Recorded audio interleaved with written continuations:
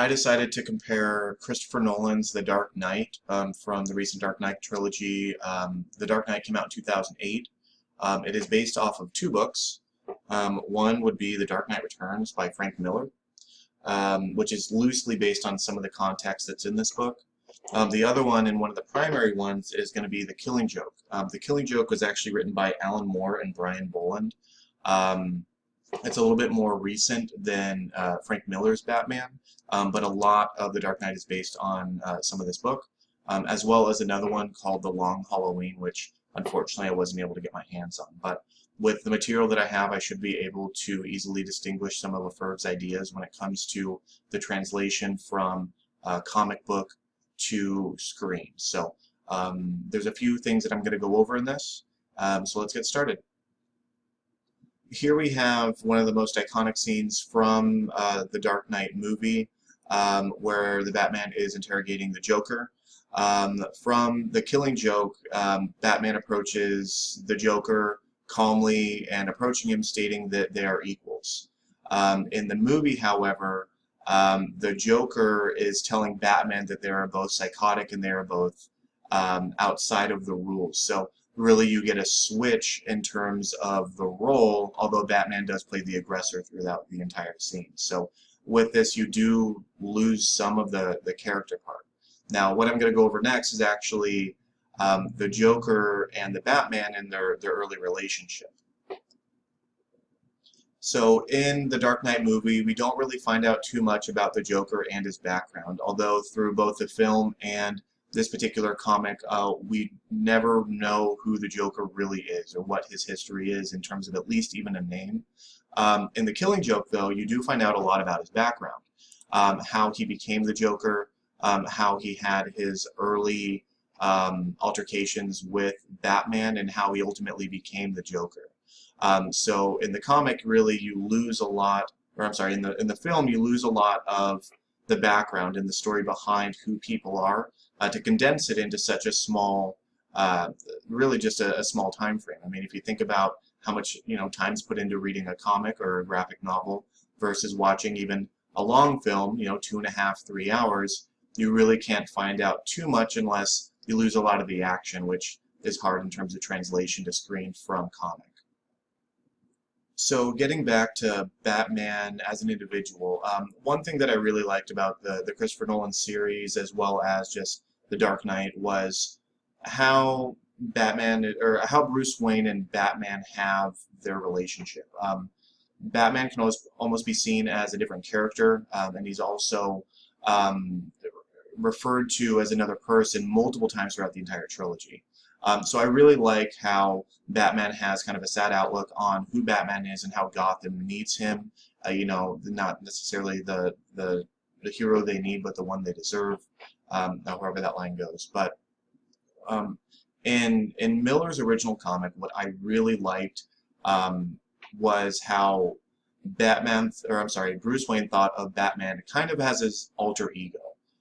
As his alter ego, he really tries to deny who he is as Batman, but uses references of the Bat, and really just Batman has his own voice throughout the series, kind of really as almost like a schizophrenic character within the comic, which I thought was just amazing. And if they were able to interpret that into the screen, I think that would have maybe even had a better effect than kind of the dark outlook of quote-unquote The Dark Knight. So I thought that was really neat. One aspect of the translation that I thought really encompassed a lot of Lefebvre's ideas in terms of sound, framing, as well as even the concept of time, was in Miller's The Dark Knight Returns. There's a lot of times where they have TV personalities talking about the news, talking about how everybody feels about Batman, intermingled with the actual story itself. So we see a lot of that going on throughout a lot of the comic itself. But with that, I mean, it could have easily been translated over to the film to help, which is something that's actually pretty common in a lot of newer movies, where they'll have TV media playing in the background or radio media playing in the background, telling stories of things that are going on. And that's something I think Christopher Nolan could have incorporated. that really would have helped a lot. Another part that I really liked about the comics, this scene particularly isn't involved in the Christopher Ryan uh, movie, but I thought it really had a lot of emphasis because I really looked at it, and the framework that I really like in this is that you get really some exaggerated size in terms of some of the aspects of battle in this particular scene. Even here you can see that this giant Batmobile is curved. You have the villain standing here with a shadow. So really with something like this, it's really hard to translate to the screen. I found myself focusing on the art here more than the story, just looking into it in detail. Something that you really can't do when it comes to the screen because you're moving at a certain pace. You can't go back and look at it, especially if you're, sitting in a theater or something like that. I'm sure if I had friends over, we're having a Batman trilogy or marathon or something like that, they'd get a little bit upset if I played the fight scene over and over and over again. So something I really liked about the comics, again, just the framework and the exaggeration, and really just a lot of emphasis is put into certain scenes, and the ability to just focus on the art, which again is lacking in the movies. So going into the Joker and really just the history of Batman and how Batman's been portrayed by tons of different individuals, tons of different actors in terms of live action, and he's also been drawn a ton of different ways. Alan Moore and Brian Boland's Batman is going to be completely different than Miller's, and you can see that in the way that it's drawn. The Joker, especially in The Killing Joke versus Miller's Batman, are just completely different. The way they act, the way they carry themselves, the things that they say. I found that Alan Moore's Joker was really full of puns, very Joker-esque, versus Christopher Nolan's portrayal of the Joker and his idea of how everything's a joke. But I think he did a really good job of transitioning that to the screen. Getting into the screen itself, or into the movie itself, and how of course the dilemma from transferring from comic to movie is so difficult is what I'm going to get into next. So really when it comes to Batman, he's been around for decades, as I was saying. I mean, this is a long-running comic book series that spans, half a century almost. Nolan did a great job of transitioning it to the screen, although there's only so much you can do when taking from such a large collection of comics. As I said, this one was based off of multiple comics because the storylines wouldn't work well in a trilogy like Nolan did. So I believe he did his best in doing the transition, but you lose a lot. Just as in the Dark Knight, you have the average people dressing like Batman and trying to help. In the Dark Knight Returns, we've got mutants, which aren't even in the trilogy, or at least I haven't seen the older movie, so I'm not 100% sure on that.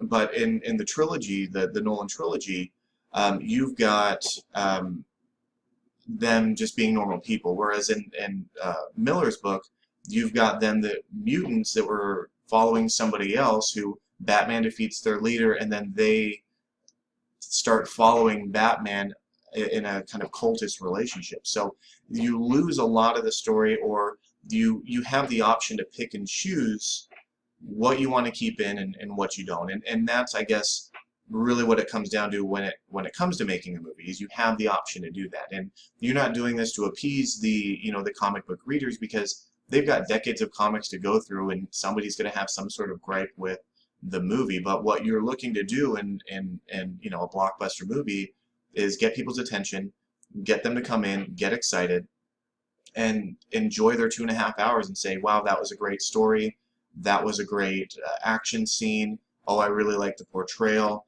Regarding Heath Ledger as the Joker and everything like that, you've got a lot of publicity and things outside of just the comic and the story, and with that, it makes it tough to do that type of transition from comic to screen. But like I said, you know, Nolan did a great job, I believe, in the trilogy as well as The Dark Knight. So I guess what I'm trying to say is when it comes down to transitioning from any written media to a screen, it's very difficult to do when using such a wide variety of history to work with. Unless you're using, you know, one single novel or one comic or just a small snippet of a series of comics, it's really tough to translate from one media to another. And again, like I said, that spans from novels or really any one type of media to another. If you've got a lot to work with, that gives you the option to pick and choose and create your own story, which is what Nolan did with this one. So again, I really enjoyed reading Miller's Batman, or I'm sorry, The Dark Knight Returns, and Alan Moore and Brian Bolland. I really liked Alan Moore and Brian Bolland. I loved the artwork and the way that they portrayed both Batman and the Joker. But again, the Christopher Nolan movie, The Dark Knight, was again great as well as in its own right, because again they're aiming for a different audience, and they're really just picking pieces from the past of who Batman is, and incorporating that into a whole new story, just like writing a whole alternate storyline as you would in a comic. So overall, very, very good. And just touching on the subject of sound in the movies versus, you know, the silence in the comic book, that's going to be pretty basic really from any written media transition into a movie or film, is that you get the ambiance when it comes to the audio in a film. You get build up for action scenes, audio, things like that you just can't interpret, that you just don't get in a comic. But in a comic you get that silence, you get the ability to go back, you get to read through it, look at the artwork.